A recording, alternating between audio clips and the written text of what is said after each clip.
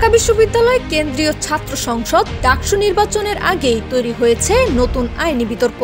ছাত্র শিবিরের সাধারণ সম্পাদক বা জিএস পদপ্রার্থী এস এম ফরহাদের প্রার্থিতা চ্যালেঞ্জ করে হাইকোর্টে রিট দায়ের করেছেন অপরাজেয় ৭১, অদম্য ২৪ প্যানেলের মুক্তিযুদ্ধ ও আন্দোলন বিষয়ক সম্পাদক বি.এম. ফাহমিদা আলম।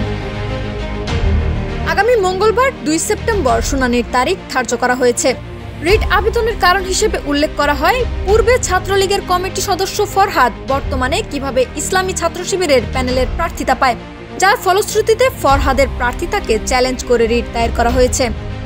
এ বিষয়ে এস এম ফরহাদ তার ভেরিফাইড ফেসবুক পেজের এক পোস্টে বলেন, অন্যদের মতো আমাদের বিরুদ্ধে অপপ্রচার করার চেয়ে আপনার আইনি উদ্যোগ তুলনামূলকভাবে ভালো অ্যাপ্রোচ। আমার প্রার্থিতাকে চ্যালেঞ্জ করে রিট দায়ের করার আপনার এই উদ্যোগের জন্য আপনাকে শুভেচ্ছা জানাই, কিন্তু বাধা, ষড়যন্ত্র কিংবা অপকৌশল মারিয়েই আমাদের নিয়মিত পথ চলা।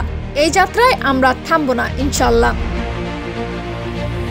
তবে এই ঘটনাকে কেন্দ্র করে অনেকেই প্রকাশ করেছেন নিজের মতামত। কারো কারো মতে এস এম ফরহাদের ক্রমবর্ধমান জনপ্রিয়তা, সততা এবং সাহসী অবস্থান তার প্রতিদ্বন্দ্বীদের জন্য বড় ধরনের চ্যালেঞ্জ হয়ে দাঁড়িয়েছে। ফলে নির্বাচনের ঠিক আগ মুহূর্তে পক্ষপাতমূলক উদ্দেশ্যে তার প্রার্থিতা নিয়ে বিতর্ক সৃষ্টির চেষ্টা চলছে। উল্লেখ্য, ৯ সেপ্টেম্বর ডাকসু নির্বাচনে ছাত্র শিবিরের প্যানেলে ভিপি পদে লড়বেন সাদিক কায়েম, আর জিএস পদে রয়েছেন এস এম ফরহাদ। অন্যদিকে তাদের প্রতিদ্বন্দ্বিতায় রয়েছেন বাম সংগঠনগুলোর সমন্বয়ে গঠিত অপরাজেয় ৭১, অদম্য ২৪ প্যানেলও। সবকিছু ছাপিয়ে এখন সবার দৃষ্টি আগামী ৯ সেপ্টেম্বরের নির্বাচনের দিকে, যেখানে হাইকোর্টের রিট এবং জনমতের লড়াই একসাথে প্রভাব ফেলতে পারে। Labani Akter, desk report.